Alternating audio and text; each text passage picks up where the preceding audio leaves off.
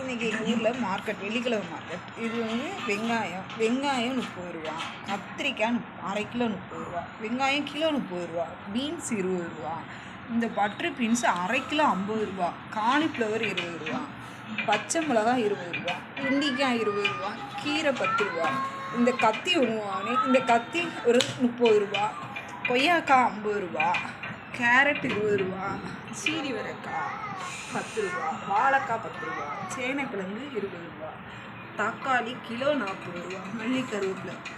எப்படி இருக்குன்னு பாருங்கள் எங்கள் ஊர் மார்க்கெட்டில் உள்ள காய் விவரம்.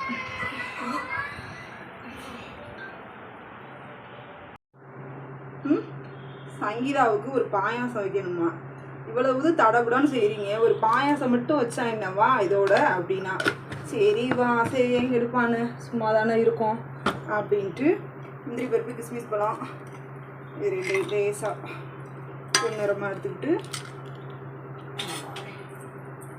போதும். அதுக்கான சும்மா கொஞ்சம் நான் இதே நிறையாத்தேன்னு நினைக்கிறேன். இதில் பாதி தான் போடுவேன் ரவை. இது ரவா பாயாசத்துக்கு சும்மா கொஞ்சமாக தான் வைக்க போகிறேன்.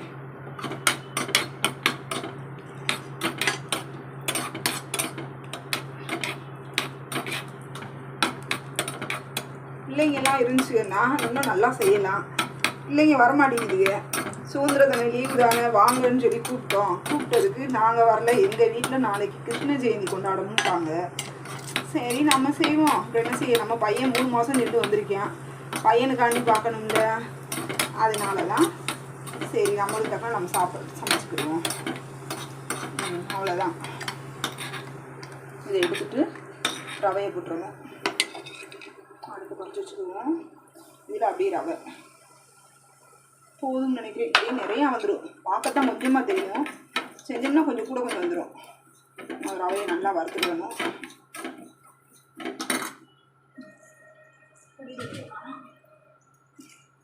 சங்கீதாவுக்காண்டி இந்த பாயாசம் எல்லாரும் கம்பி வச்சு பிடிக்கிறாங்க, எனக்கு என்னமோ அதெல்லாம் பழக்கம் இல்லை. எப்பயுமே நம்ம அளவு துணியை வச்சு பிடிக்கணும், டக்குனு இப்படி இப்படின்னு வேலை டக்குன்னு வேலை பார்த்தா தான் எனக்கு பிடிக்கும். இந்த மெல்ல உட்காந்து எந்திரிச்சு நிமிந்து காயெல்லாம் கட் பண்ணி வச்சுக்கிறோம், டக்குன்னு வேலையை பார்த்தோமா முடிச்சோமா அப்படின்ட்டு இருந்துடணும். அதான் நல்லது. இந்த இவைகளுக்கு சாப்பாடு வச்சேன், கூடி வந்துருச்சு. நீ அவ்வளோதான். மண்பானையில் சமைச்சதில்லை, இதான் ஃபஸ்ட் டைம். இப்போ எப்படின்றத பார்த்துட்டோம்னா அடுத்து நம்ம அது பண்ணிக்கலாம். அது மாதிரியாகவே ரவை கொஞ்சம் வந்துருச்சு. அவ்வளோதான், குறைச்சிடுவோம். அடுத்த ஜீனியை போச்சு, ஜீனி கொஞ்சமாக போட்டுருவோம். அதில் இந்த கிண்ணத்தில் கிண்ணம்னா சிந்திடுவோம். இந்த வடைச்சட்டியிலேருந்து வேறு இதில் மாற்றிடணும்.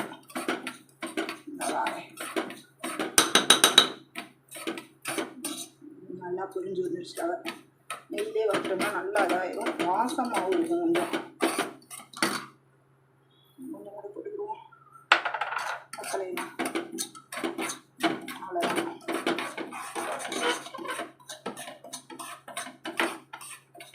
இன்னைக்கு சங்கீதாவுக்கு லீவ் வாசி, சங்கீதாவை பிடிச்சி உட்கார வச்சுட்டு, அத்தை நீங்கள் நல்லா சமைக்கிறீங்க, வீடியோ எடுத்து போட்டா நானே சொன்னேன். எனக்கு இதே வீடியோ எடுக்க தெரியாது, நான் சமைக்கிறேன் நீனா எடுத்துக்கன்னு சொன்னேன்.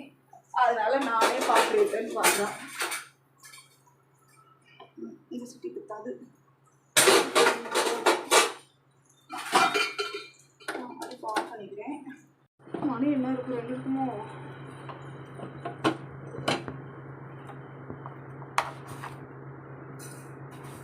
ஒரு 2 ஸ்பூன் ஜீனி, 3 போட்டிருக்கேன்.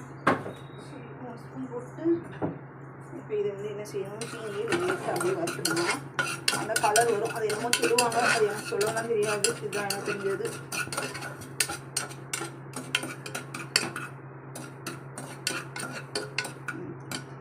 சூடு வரட்டும்.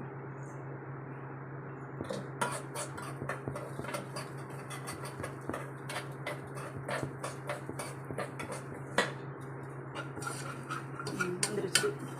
அப்படி கொஞ்சம் கொஞ்சமாக தண்ணியாக இலகுவும் அது ஒரு நல்ல கலருக்கு வரும். அந்த கலர் நம்ம என்ன கலருக்கு தேவைப்படுதோ, ரொம்ப கலர் இருந்துச்சுன்னா கசந்து கிடக்கும். ஒரு லைட்டான கலர், அவ்வளவுதான்.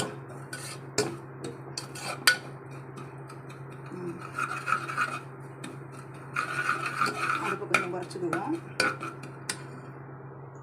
கிளாஸ் அன்னைக்கு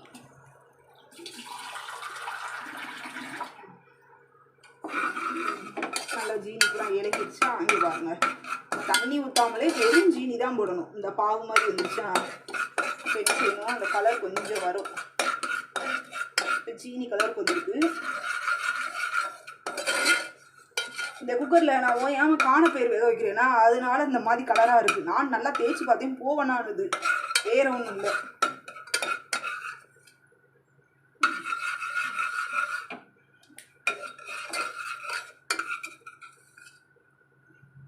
கொஞ்சம் இந்த பாகு வந்துடும்.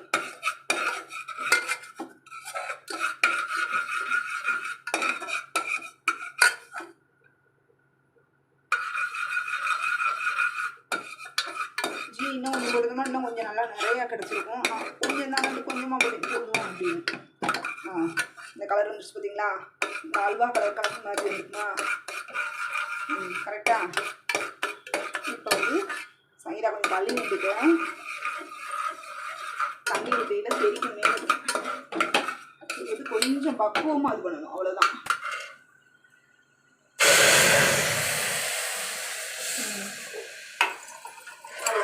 தண்ணி ஊற்றிட்டோமா, நான் வந்துருச்சு அந்த கலரு. ஒரு கிளாஸ் தண்ணி ஊற்றிருக்கேன், ஒரு 2 கிளாஸ் தண்ணி வச்சுக்கிடுவோம்.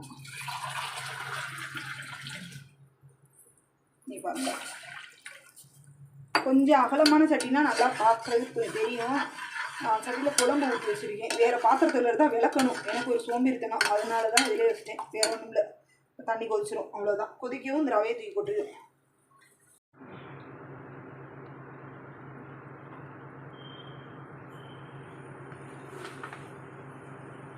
ஒரு கிளாஸ் சீனி, அவ்வளோதான். நான் எப்பவுமே வெல்லம் தான் போடுவேன். சரி, நீ ஜீனி போட்டு செஞ்சு பார்ப்போம்.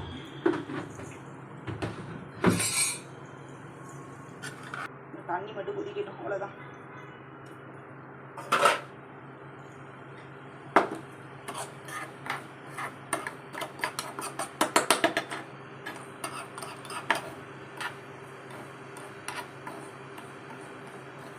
தெளிக்கிடுவோம்.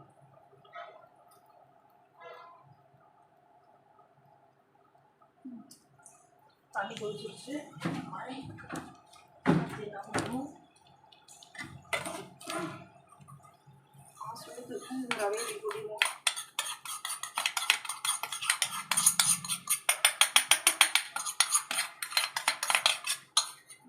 ரவையை கொட்டி வச்சு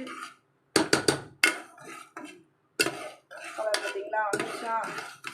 வெல்லம் போடாமலே வெல்லம் போட்ட கலருக்கு நம்ம நல்லா சமைக்கிறோம். நம்ம பற்றி வச்சுருக்க பிள்ளைங்களுக்கு சமைக்க தெரியல, அது எப்படி சமைக்கணும் அப்படின்றது தெரிய மாட்டாமல் சொதப்பி சமைக்கிறாளுங்க. சரி, பாவம் சின்ன பிள்ளைய தானே, அதுக்கு என்ன தெரிய போகுது. நம்மளுக்கும் முதல்ல சமைக்க தெரியாமலே இருந்தோம், ஒன்று கற்றுக்கிட்டோம், அவ்வளோதான். இப்போ சமைச்சா சாப்பிட்றதுக்கு ஆள் இல்லை எங்கள் வீட்டில், வேறு ஒன்றும் இல்லை. கொஞ்சம் நாள் சீனி பத்தலைன்னு நினைக்கிறேன். உப்புக்கள் கொஞ்சம் எடுத்து வைக்கும், அவ்வளோதான். இப்போ இதில் வந்து என்ன செய்யணும், இன்னும் கொஞ்சம் வற்றணும். பொதுவாகவே ரவையை போட்டோம்னாலே குளன்னு வந்துடும், கேசரி கலருக்கு அந்த அளவுக்கு வரக்கூடாது. அதனால் கொஞ்சம் திக்னஸ்ஸாக, அவ்வளோதான். இந்த ஏலக்காய் இதுகளை போட்டுருவோம். கிஸ்மிஸ் எல்லாத்தையும் போட்டாச்சு. கொஞ்சம் லைட்டாக இனிப்பு பத்தலைன்னு நினைக்கிறேன்.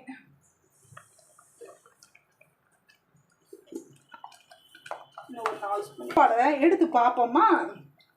நம்ம வந்து வடமாநில சமைச்சு தூக்கி வடிச்சு விட்ருக்கோம். இப்போ இன்னும் கொஞ்சம் மட்டும் கெட்டியாகட்டும். கெட்டியானா நம்மளுக்கு சூப்பரான பாயாசம் ரெடி. இதே மாதிரி நீங்களும் ட்ரை பண்ணி பாருங்கள்.